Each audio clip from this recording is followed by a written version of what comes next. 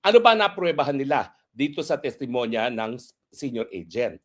Ang napruwebahan lang po nila ay siya'y senior agent, siya'y empleyado ng NBI, siya'y tinalaga para imbestigahan itong video na di umano ay krimen na grave threat at incitement to sedition.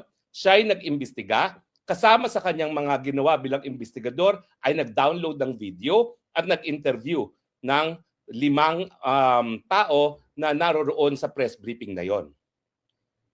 Pansinin niyo po ha, sinabi ko hindi pa napapatunayan yung authenticity ng video na yan. Dahil hindi po siya competent, hindi niya kayang i-authenticate yung video na yan. Magandang araw po sa inyong lahat. Nasaan man kayo, magandang umaga, tanghali, gabi. Well, natapos na po ang kauna-unahang linggo ng pagtatangka ng Administrasyon Bangag at ng mga dilawan na apihin si BP Sara. Punahin niyo po ang title ko ay ang pagtatangkang apihin si BP Sara dahil alam naman natin na ating BP Sara hindi po payag na maapi. Lalaban siya sa hanggang huli dahil malinis ang konsyensya.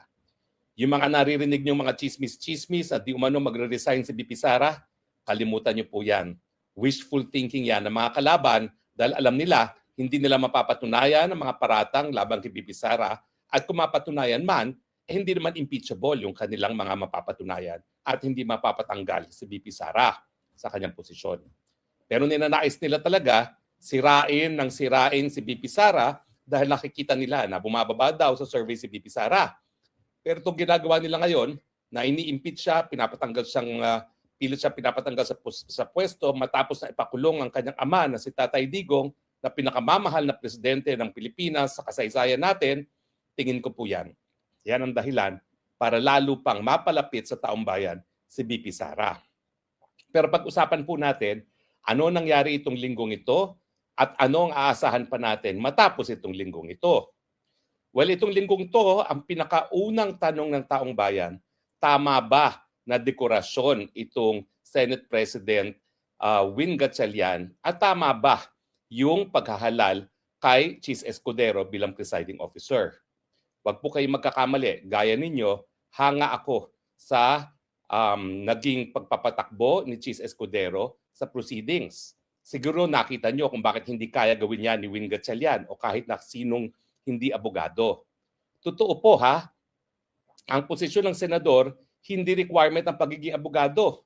Pero kung ikaw ay maghahangad biglang maging Senate President, dapat alam mo yung saligang batas at yung saligang batas ay nagsasabi, ikaw ang dapat maging presiding officer sa impeachment trial kung ang pinapa-impeach ay ibang opisyales bukod sa presidente. At kung wala kang ganyang kakayahan, wala kang karapatan na maghangad maging Senate President.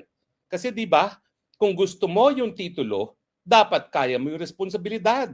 Nakita naman natin na si Win Gatchalian, perfect sa role niya ngayon bilang flower base. At salamat, nagustuhan niyo yung flower base ko na Win Gatchalian. Mahigit 8 million na po ang nakakita niyan at nakagusto. Hindi po pwede na ikay maghahangad na maging Senate President at maging flower base. Pero siyempre, nakarating na sa hukuman, sa kataas-taasang hukuman, ang legalidad ng pagkakatalaga kay Chis Escudero bilang presiding officer. Dalawa po yung issue dyan. Unang-una, legal ba yung pagbabago ng rules of the Senate na inapruban noong June 3 nung walang quorum at sila ay nagsabi na po pwedeng maghalal ng iba pang presiding officer bukod sa Senate President para mag-preside sa impeachment trial ni VP Sara. Ang issue po dito, meron bang quorum nung panahon ng June 3 na 12 lang ang mga senador na pumasok at bumoto para baguhin ang kanilang rules? Siyempre po, ating paninindigan ay malinaw. Ang lengguwahe ng saligang batas ay malinaw. Kinakailangan, majority of all members of each house shall comprise a quorum. At yan po ay 13 sa Senado dahil 24 ang lahat ng miyembro at ang mayorya ay 12 plus 1. At dahil wala ngang 13 na bumoto ng mga panahon na yon, walang bisa yung kanilang pag-amenda sa Senate rules na po pwede na magtalaga ng iba pang presiding officer bukod sa Senate President. Dahil hanga naman tayo lahat sa naging performance so far itong linggo nito kay Chief Escudero. Patas siya at alam niyang batas, alam niyang rules of evidence, napakagaling na kanyang mga rulings. Unquestionable ang mastery niya ng rules of evidence at ng rules of court at ng rules of the Senate. Dapat siguro ang gawin nila, ihalal na nila si Chief Escudero bilang isang Senate President nang wala ng issue. Dahil habang hindi nila hinahalal si Chief Escudero bilang Senate President, natural, meron nakabinbin na issue na tama ba na siya nagpe-preside dyan. Ang pangalawang issue siyempre is, pwede ba na magkaroon nga ng hiwalay na presiding officer? Ang tingin ko hindi po kasi nga binasa na ni Senator Alan Cayetano at ni Senator Pia Cayetano kung ano yung sinabi ng Constitutional Commissioners na siyang nagbuo nitong 1987 Constitution. Ang sabi nila, hindi na in-specify sa lengguwahe ng ating saligang batas ng Senate President ang presiding officer sa lahat ng impeachment bukod sa impeachment ng presidente dahil kapag ang presidente ini-impeach, gaya na nangyari kay Erap, dalawang uupo sa Ross Room, si Chief Justice at saka si Senate President. At nangyari na nga po sa atin yan, no? Nung panahon na umupo si Aquilino Pimentel at saka si Chief Justice Davide sa Ross Room nung in-impeach si President Estrada. So malinaw sa akin na yung nangyayari ngayon, dalawa silang nakaupo sa Ross Room, yan po ay labag sa ating saligang batas. At bagamat sasabihin natin na siguro hindi naman makaka-apekto to doon sa paghahain ng mga ebidensya ng prosecution at this stage, ang katunayan po, tama si Senator Alan Peter Cayetano, there is such a thing as procedural due process. Hindi po pwede kasi na ang Senado ay mag-amenda ng saligang batas.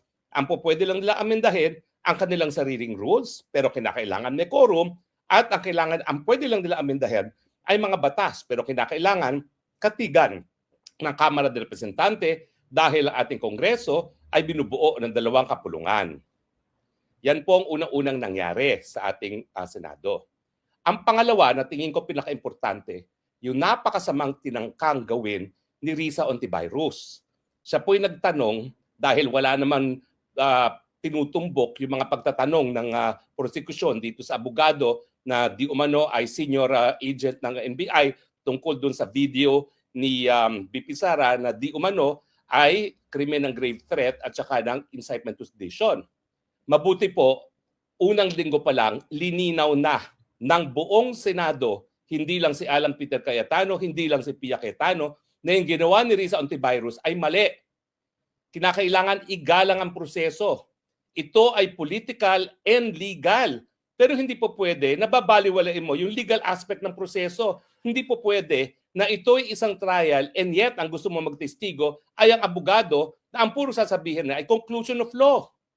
Kinakailangan patunayan ang mga grounds for impeachment sa pamamagitan ng facts. Ano talaga nangyari? At bakit yung mga gawain ng isang impeachable officer gaya ni Inday Sara Duterte ay dapat maging dahilan para siya tanggalin sa pwesto. Hindi po pwede na kwentong kutsero galing sa bibig lang ng abogado.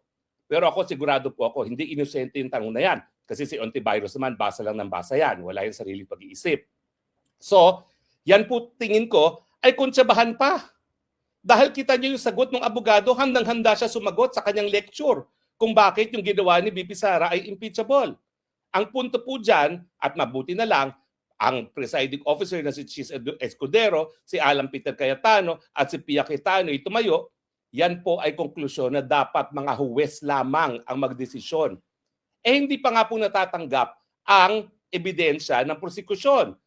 Yung ebidensya ng testimonya ng NBI agent at nung video. At puntahan natin yan yung tatlong punto. Ano ba napruebahan nila dito sa testimonya ng senior agent?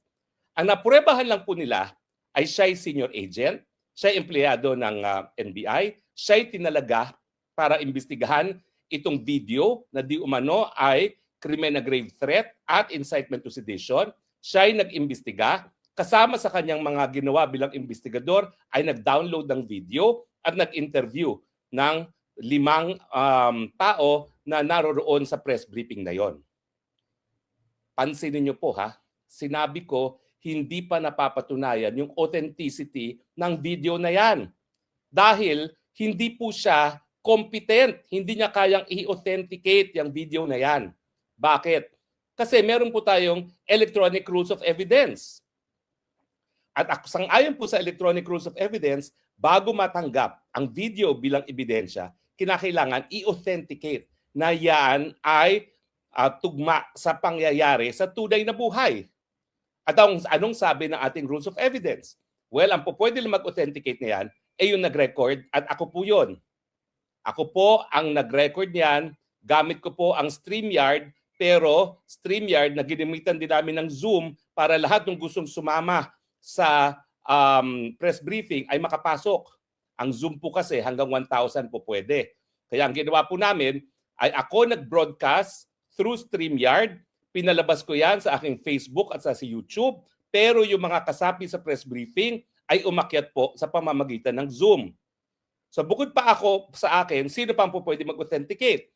Well, pwede po mag-authenticate yung kahit sino na sumapi doon sa press briefing para sabihin na yung video ay talagang accurate na recording ng mga nangyayari nung gabing yon.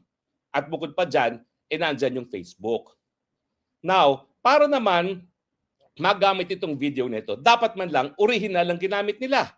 Ang original pwedeng manggaling sa Facebook, ang original pwedeng manggaling sa akin, ang original pwedeng manggaling doon sa mga tao na nag-download on the day it actually happened. Pero hindi po pwedeng ginawa niya na humanap na lang siya ng nasa Facebook na sa open source at dinownload. Hindi po yan original. Hindi po yan ganyan ang paggamit ng electronic evidence. Kinakailangan yung galing sa akin po o doon sa Facebook ang nanggaling na original o di naman kaya yung mga sumapi dyan sa event na yan. So sa ngayon po, wala pa silang napapatunayan na video. Dahil ang meron lang sila isang video na dinownload niya galing sa open source, linagay sa flash disk. Pero hindi po ibig sabihin na authenticated na yan. Hindi pa po nila na-authenticate yung video na yan. So ang video na yan ay so far kabahagi lamang ng investigasyon niya at lumabas sa investigasyon na yung investigasyon ng di umunong expert ay palpak. Bakit palpak? Di ba sinita siya ng boss niya mismo na dating Judge Santiago, dating NBI agent at sinabi, 7 punto ang kulang. Kasama na yung siyempre, yung mga affidavits na kung sino ang nag-download, kasama na kung sino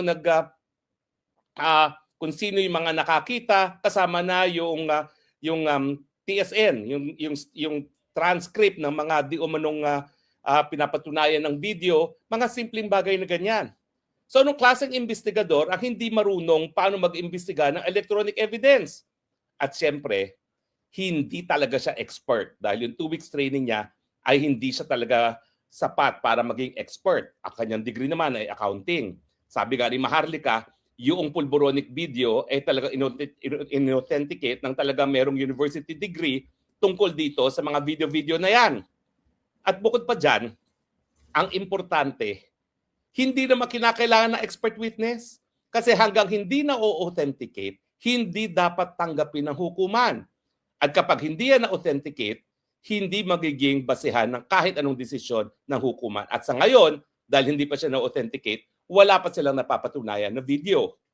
So kung yung video ang kanilang katunayan dun sa mga salita na binigkas ni VP Sara, wala pa po silang ebidensya dahil hindi pa nila na-authenticate yan. And finally, ano ngayon? Sabihin natin ng mga patunayan nila na sinabi talaga ni VP Sara na kung may pumatay sa akin, may kinausap na ako para patayin din si Marcos Jr., Lisa Araneta at ang kanyang pinsan na si Tambaluslos. Ano ngayon? Sabihin na natin grave threat, krimen, incitement to sedition is krimen. Hindi po yan yung pinakaseryoso yung mga krimen. Dahil nilimita ng ating saligang batas para maging basihan ng impeachment ng pinakamatataas na opisyalis natin. Ano ngayon? Ni walang kulong yung mga ganyang mga krimen na yan. Sabihin natin nangyari. Hindi po yan impeachable dahil hindi po yan seryoso or high crimes na karapat-dapat para maging basihan ng pagtatanggal ng pangalawang pinakamataas na opisyales ng ating bayan. So yan po ang nangyari ngayon. Bokya pa rin ang prosecution bukod sa napatunayan nila na meron nag-imbestiga ng video na yan, pero yung video na yan hindi pa po pwedeng tanggapin dahil hindi pa authenticated. So bali wala. Ano ngayon kung nag-imbestiga siya? Di ba? At kung mapapatunayan man yung linalaman ng video, ano ngayon? Hindi naman yan high crimes, hindi yan seryosong krimen na dahilan para magkaroon ng impeachment. Pero sa nakita natin sa nakalipas na 3 araw, ano ang ating aasahan? Una-una, napakatagal po nito. Sabi ng prosecution, 66 witness. Sabi ng depensa, 30 witness. 3 araw, iisa pa lang. Aabot po ito siguro hanggang 3rd quarter ng 2027. Hindi po yan matatapos overnight. At talagang ang intensyon nila para ilihis ang atensyon ng taong bayan dun sa mga issue na walang kasagutan ng administrasyon gaya ng flood control scam. Napansin nyo, lahat tayo nakatutok ngayon sa impeachment. Wala nang pumapansin sa flood control scam. Baka makalimutan, nakakulong na rin si Senator Marcoleta.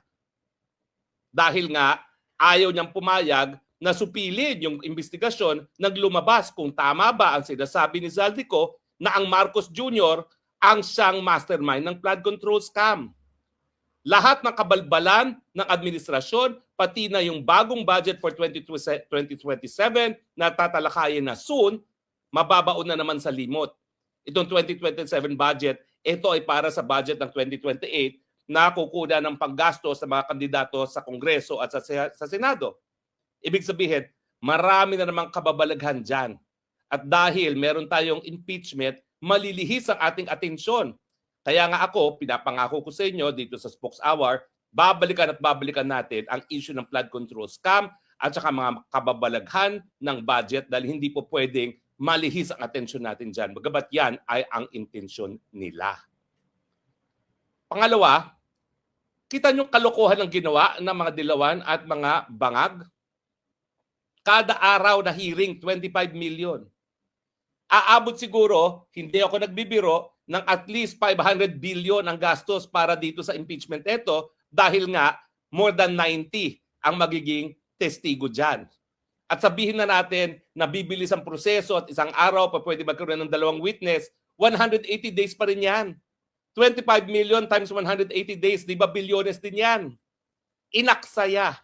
Imbis na gumawa ng pulisiya para magkaroon ng kasagutan sa problema ng taong bayan na siya talagang trabaho ng mga mambabatas, wala tayong solusyon sa patuloy na pagtaas ng presyo ng bilihin. Wala tayong solusyon sa kakulangan ng trabaho. Wala tayong solusyon sa kababaan ng sweldo. Wala tayong solusyon para sa kagutuman at instead, ginugugol natin ang pondo ng bayan para sirain ang kalaban ng mga Marcoses sa 2028.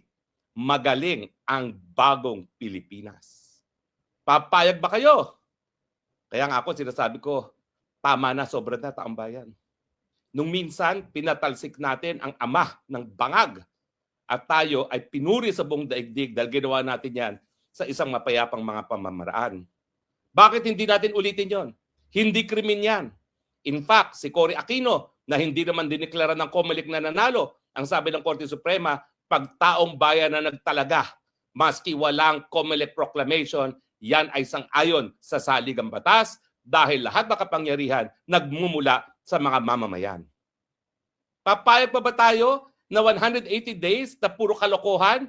Lahat naman yung mga paratang nila kay Bibi Sara, sabihin na natin, mapurebahan nila, hindi po yan seryoso para maging dahilan ng impeachment. Hindi po yan mga high crimes.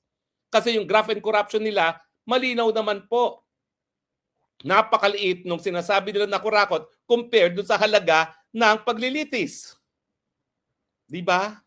Kalokohan. Talagang ang kanilang intensyon, sirain si Inday Sara. At alam naman natin na habang nakakulong si Tatay Digo at habang siya inaapi, lalo lang napamamahal si Inday Sara Duterte. Bakit hindi natapusin yan?